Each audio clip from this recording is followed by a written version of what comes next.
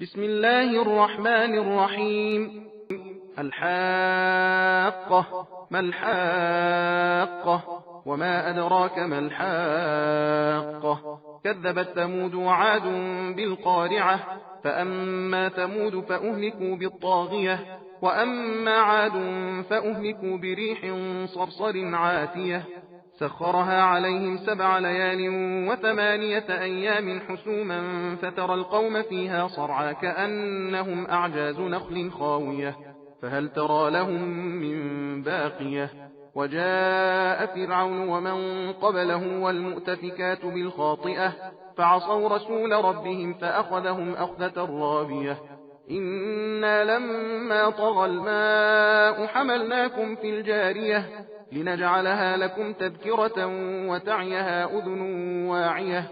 فإذا نفخ في الصور نفخة واحدة وحملت الأرض والجبال فدكتا دكة واحدة فيومئذ وقعت الواقعة وانشقت السماء فهي يومئذ واهية والملك على أرجائها ويحمل عرش ربك فوقهم يومئذ 8 يومئذ تعرضون لا تخفى منكم خافية.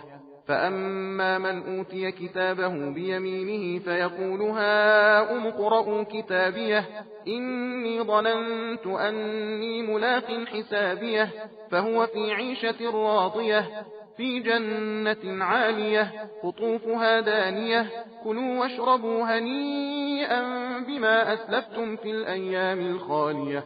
وأما من أوتي كتابه بشماله فيقول يا ليتني لم أوت كتابيه ولم أدر ما حسابيه يا ليتها كانت القاضية ما أغنى عني ماليه هلك عني سلطانيه خذوه فغلوه ثم الجحيم صلوه ثم في سلسلة ذرعها 70 ذراعا فاسلكوه إنه كان لا يؤمن بالله العظيم ولا يحض على طعام المسكين فليس له اليوم هاهنا حميم ولا طعام إلا من غسلين لا يأكله إلا الخاطئون. فلا أقسم بما تبصرون وما لا تبصرون إنه لقول رسول كريم وما هو بقول شاعر قليلا ما تؤمنون ولا بقول كاهن قليلا ما تذكرون. تنزيل من رب العالمين. ولو تقول علينا بعض الأقاويل لأخذنا منه باليمين ثم لقطعنا منه الوتين فما منكم من أحد عنه حاجزين وإنه لتذكرة للمتقين وإنا لنعلم أن منكم مكذبين وإنه لحسرة على الكافرين وإنه لحق اليقين فسبح باسم ربك العظيم. खुदा के नाम से शुरू करता हूँ जो बड़ा मेहरबान निहायत रहम वाला है। सचमुच होने वाली क़यामत वो सचमुच होने वाली क्या चीज़ है और तुम्हें क्या मालूम कि वो सचमुच होने वाली क्या है। वही खड़खड़ाने वाली जिसको कौम आद व समूद ने झुटलाया। गरज कौम समूद तो चिंगार से हलाक कर दिए गए, रहे कौम आद तो वो बहुत शदीद तेज आंधी से हलाक किए गए। खुदा ने उसे 7 रात और 8 दिन लगातार उन पर चलाया तो तू लोगों को इस तरह ढहे मरे पड़े देखता कि गोया वो खजूरों के खोखले तने हैं। तो क्या उनमें से किसी को भी बचा कुचा देखता है। और फिरौन जो लोग उससे पहले थे और वो लोग कौम लूत जो उल्टी हुई बस्तियों के रहने वाले थे सब गुनाह के काम करते थे। तो उन लोगों ने अपने परवरदिगार के रसूल की नाफरमानी की तो खुदा ने भी उनकी बड़ी सख्ती से ले दे कर डाली। जब पानी चढ़ने लगा तो हमने तुमको कश्ती पर सवार किया ताकि हम उसे तुम्हारे लिए यादगार बनाएं और उसे याद रखने वाले कान सुनकर याद रखें।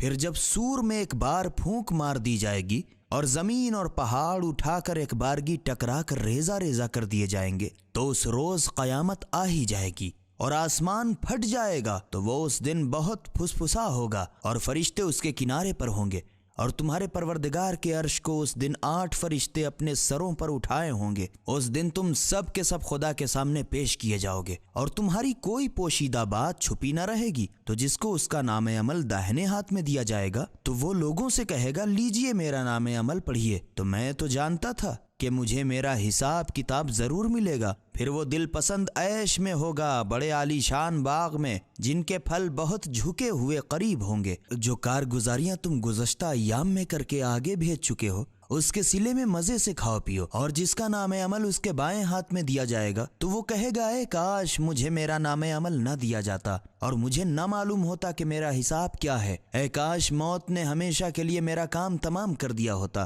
افسوس میرا مال میرے کچھ بھی کام نہ آیا، ہائے میری سلطنت خاک میں مل گئی۔ پھر حکم ہوگا اسے گرفتار کر کے طوق پہنا دو، پھر اسے جہنم میں جھونک دو، پھر ایک زنجیر میں جس کی ناپ 70 گز کی ہے اس سے خوب جکڑ دو، کیونکہ یہ نہ تو بزرگ خدا ہی پر ایمان لاتا تھا اور نہ محتاج کے کھلانے پر لوگوں کو آمادہ کرتا تھا، تو آج نہ اس کا یہاں کوئی غمخوار ہے اور نہ پیپ کے سوا اس کے لیے کچھ کھانا ہے، جس کو گناہگاروں کے سوا کوئی نہیں کھائے گا۔ تو مجھے ان چیزوں کی قسم ہے جو تم کو دکھائی دیتی ہے اور جو تمہیں نہیں سجھائی دیتی، کہ بے شک یہ قرآن ایک معزز فرشتے کا لایا ہوا پیغام ہے اور یہ کسی شاعر کی تک بندی نہیں، تم لوگ تو بہت کم ایمان لاتے ہو، اور نہ کسی کاہن کی خیالی بات ہے، تم لوگ تو بہت کم غور کرتے ہو، سارے جہان کے پروردگار کا نازل کیا ہوا کلام ہے۔ اگر رسول صلی اللہ علیہ وآلہ وسلم ہماری نسبت کوئی جھوٹ بات بنا لاتے تو ہم ان کا داہنا ہاتھ پکڑ لیتے، پھر ہم ضرور ان کی گردن اڑا دیتے، تو تم میں سے کوئی اس سے مجھے روک نہ سکتا،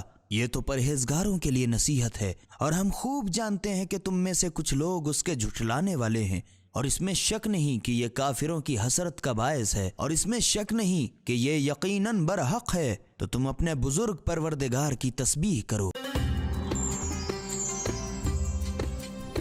سبیل قرآن، ہدایت کا راستہ۔